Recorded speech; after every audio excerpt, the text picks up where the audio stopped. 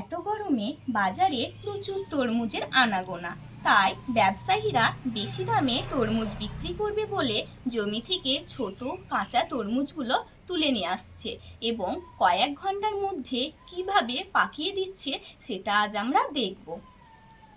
প্রথমে ইনজেকশনে কিছুটা কেমিক্যাল রং নেওয়া হলো, কৃত্রিম জাতীয়।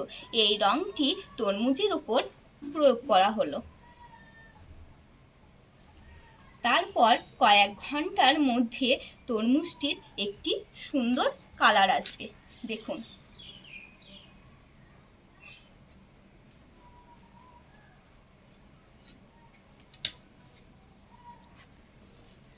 দেখুন কি সুন্দর একটা তরমুজের কালার এসেছে।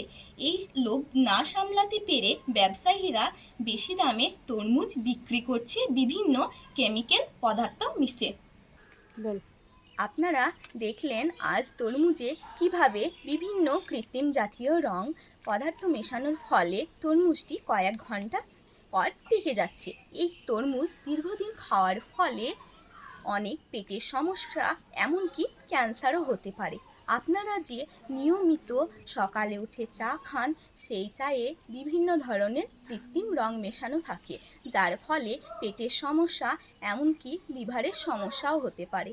এছাড়া আপনারা যে নিয়মিত ঘি খাচ্ছেন, সেই ঘিতে পশুর চর্বি মেশানো হচ্ছে, যার ফলে রক্তশূন্যতা দেখা দিচ্ছে। আপনারা যে রান্নার কাজে যে লঙ্কা গুঁড়ো ব্যবহার করেন, সেই লঙ্কা গুঁড়োতে বিভিন্ন কৃত্রিম রং, এমনকি কেমিক্যাল জাতীয় পদার্থ মেশানো হচ্ছে, যার ফলে লিভারের সমস্যা, ডায়রিয়া ইত্যাদি হচ্ছে।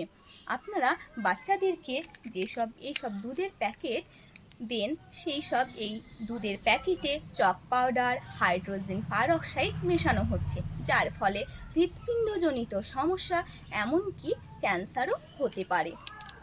এছাড়া আপনারা যে মধু খান, সে মধুতেও বিভিন্ন গুড়, চিনি মেশানো হচ্ছে। যখন বাজার থেকে এই সব জিনিসগুলো কিনবেন, একটু যাচাই করে কিনবেন।